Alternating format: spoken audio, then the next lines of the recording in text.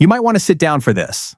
I've got some breaking news that just dropped in the Steel City, and only those of us here on the Steel Curtain are going to hear it this way. The front office made a move, the fans are going nuts, and the energy at Three Rivers is boiling like the good old days.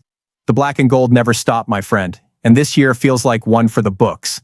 And I've got a surprise that's going to shake even the coldest heart. Are you ready? But before I get to the hot takes, let me tell you something. Over 90% of the people who come here to Steelers News Central haven't hit that subscribe button yet. You know what that means? You're missing out on real, die-hard fan analysis. You're missing out on the black and gold breakdown. So don't mess up, hit that button now, and join the family. All right? Hold on tight because Steel City woke up fired up today. Jaylen Warren has re-signed with the Steelers for 2 more years, and this totally changes the backfield's landscape. Just think about it. This kid came in undrafted, grinded behind Najee Harris, kept chipping away, and now he's at the front of the line. That's the definition of persistence. And honestly, he's the kind of guy who truly represents the spirit of the Steel Curtain. And you know what just hit me? They trusted him even after drafting that dude Caleb Johnson in the 3rd round. This isn't just a let's see what happens move. It's real confidence. They put their money where their mouth is, a little over $5.3 million before the new contract starts, and lock the man up through 2027. That's a clear signal. Warren is the plan, not an emergency option. To be honest, do you remember when he just exploded against Buffalo early in his career? Even in that loss, that game was something else. I swear my heart almost stopped when he fought for those hard-earned yards. And after that, little by little, he showed he's not just a runner. He's got sure hands for catching passes and reads blocks well. That kind of guy is gold in a league where everyone's looking for a complete running back.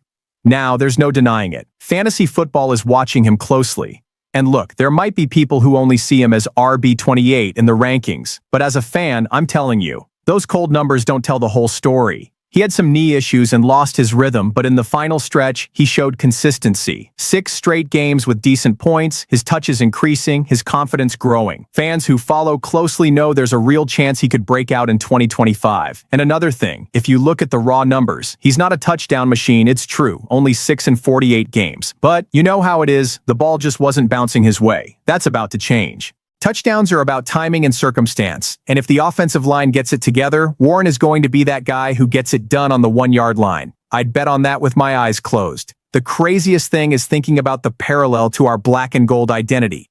Sweat, patience, and earning respect the hard way.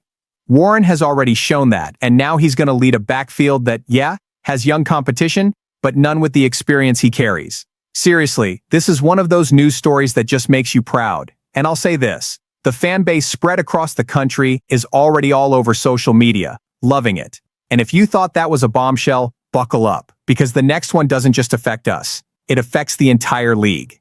Want to know what it is? Wait a minute. You read that right. The Green Bay Packers just made one of those league-shaking moves. They got Micah Parsons in a massive trade, and of course, it blew a hole in their roster's future. They gave up 2 first-round picks plus Kenny Clark and also signed Parsons to a $188 million extension. That's a lot of money, and it's already starting to complicate things for the rest of the roster. And guess who could be left out in the cold? Christian Watson. And that's where we, Steelers Nation, come in. Now think about this with me. Our wide receiver core, besides DK Metcalf, is thinner than a bar glass after the 3rd toast. George Pickens is gone. Robert Woods isn't here anymore either. And what's left? Roman Wilson, Calvin Austin, Ben Skowronek, Scotty Miller. Man, that's a hard-working group, but there's not a lot of consistency. Can you imagine Aaron Rodgers looking at that? Yeah, he needs reliable, seasoned guys who understand his style. And what a coincidence. Watson has already played with him. To be honest, I remember the chemistry those two had back in 2022. It wasn't a lifetime together, but it was enough to show they were in sync. 7 touchdowns, over 600 yards on just over 40 receptions. That's not nothing. It's a sign of trust. Rodgers throws it, Watson goes and gets it, simple as that. Now imagine that connection in black and gold on the Acrisure Stadium turf with the crowd roaring Steel City team like it's a championship final. And the best part, Watson is only 26 years old. Youth in his prime, speed on his roots, and still has room to grow. That fit with Metcalf would be the kind that makes defensive coordinators lose sleep. One side with brute force, the other with young explosiveness. It's the kind of duo that balances an offense and even opens up space for Warren's running game to shine even more. And let's not forget about Pat Freiermuth, who's already a reliable safety valve. That would make the offense complete. Now, of course, nothing comes for free. If Green Bay really can't afford an extension, they're going to want something in return. But between you and me, Pittsburgh has to be aggressive. This window with Rodgers isn't going to last forever. The guy's getting older, and what he needs are weapons now, not a draft promise 2 years from now. The fans are tired of living on almost. They need to see real investment. I've already seen fan groups online, those forums full of Steel Nation members from all over the world, commenting that Watson and black and gold would be the perfect marriage. And I can't argue with them. It would be a strong message to the entire league. The Steelers still know how to be bold when they need to be, and I'm telling you, my heart just sped up imagining Rodgers connecting on a deep pass to Watson, the stands erupting, and the old steel curtain roaring. And if you thought that possibility was hot, hold on, because the next piece of news brings a familiar name with local blood, ready to stir up even more fan pride. You know how some chatter starts in the back rooms and then quickly becomes the hot topic at the bar?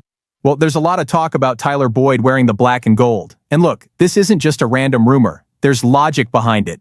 The guy is a free agent after a year with the Titans, has an affordable contract, and wants to be close to family since he's a local kid and a former Pitt player. That matters because playing at home hits you right in the heart and a personal history. To be honest, I've always thought Boyd was that underrated wide receiver. He's not a superstar, but he delivers consistency, has good game sense, and knows how to run short and medium routes with precision. In an offense that currently relies too much on Metcalf to get open, having someone like Boyd is like putting oil on a machine. Everything starts running more smoothly, especially in an Arthur Smith system, which likes receivers who block well and do the dirty work. And there's another detail that gets to me. Boyd is pure AFC North. He's already been in wars against the Ravens, Browns, and Bengals. He knows the smash-mouth style of this division, knows that every yard is earned like it's gold. Bringing in a guy like that means not just talent, but also a survival experience in that cauldron. And Mike Tomlin, who's no fool, loves players with that profile. Now look how the puzzle fits together. Metcalf opens up the field, Watson, if he comes, brings youth and chemistry with Rodgers, and Boyd would be the balance, the possession guy, the third down security blanket. Imagine Rodgers on a 3rd and 6, pressure coming, and he finds Boyd on a quick slant, moves the chains, and the crowd at the Acrisure goes nuts. That's what we need to become a complete offense. On the money side, it makes sense too. Boyd isn't going to ask for a huge contract. He's at that point in his career where he prefers stability and a place that makes personal sense. Pittsburgh is the perfect place, close to family, close to history, and on a team that can compete. It's a natural marriage, man. I even find myself remembering when he played against us, always a pain to cover, always securing a catch at the right time. And now, to think of him on our side, it gives me chills. Steel Nation has already started to divide. Some think he's just another veteran. Others see him as a key piece. I'm more in the second group because I know the value of a reliable receiver. And now, my friend, hold your breath. Because if you think Boyd already stirs up nostalgia and strategy, the next piece of news brings an unlikely name that could earn a spot in the offense and surprise even the most skeptical fans in the stands. Now hold on to this one. Skowronek could be an important piece in the Steelers' offense. I know. A lot of people cringed when they heard that name. The guy has been more known for his work on special teams than for making a clutch catch. But wait a minute. The buzz coming from inside the locker room and practices is that he could earn a bigger role in 2025. And if you know Arthur Smith's style, you can already imagine why. To be honest, Skowronek is different from the profiles of the other guys we have on the roster. While Calvin Austin is short and fast and Scotty Miller runs quick routes, he's more rugged, taller, and more physical. That contrast could be the spice that's been missing. The information that even came out on 93.7 The Fan was clear. In heavy packages, when the offense wants to run, he'll be there as the second receiver. That's because he blocks well, takes a hit, and opens up space for the running game. And what an irony. The running game hasn't been that great. It was already lacking last year, and in the preseason, it seems to have gotten worse. So if they really want to lean into that physical identity, they're going to need guys like Skowronek on the field. He's not going to be the number 1 or 2 receiver, but he could become that joker that fans only notice is missing when he's not there. Now imagine the scene. 3rd and short, tight formation, the defense expecting a run. Rodgers does a play action and throws a quick ball to Skowronek. He holds on, gets the yards, the crowd erupts. It's not a highlight play, but it's a play that keeps the offense alive, and that's how you win games. I know a lot of Steel Nation members prefer a big name, a star, but you can't build a team with only posters. You need the grinder, the guy who does the dirty work. And in this current offense, with DK Metcalf as the main target and possibly Watson and Boyd providing support, having a Skowronek fulfilling a tactical role could be a game changer. You know what just came to mind? How the steel curtain of the 70s even had a place for those who weren't the main stars but fulfilled a vital function. We remember the big names more, but the team was also made up of less heralded warriors. It might be an exaggeration to compare, but the spirit is similar. And I'm telling you, if this guy comes through at the start of the season, he could become a fan favorite, the kind of name the crowd yells out just to show they're paying attention to the details. He's not a promise of 1,000 yards, but it's a real contribution. And so, my friend, have you felt the weight of today's 4 news stories? Then get ready, because in the conclusion, I'm going to tie all this together and make a bold statement about the Steelers' current moment. Look, after all this, there's no denying it. This Steelers team is in one of those moments that could redefine the face of the franchise. Re-signing Warren, looking at Watson, the possible arrival of Boyd, and even betting on a Skowronek. It's a portrait of what we've always been, a mix of boldness and blue-collar grit. Black and gold, steel curtain, all of it pulsing once again. I can say this without fear. 2025 could be the year that reignites the fire at Three Rivers. So leave a comment below, because this is the home of the real black and gold nation, and the conversation is just getting started.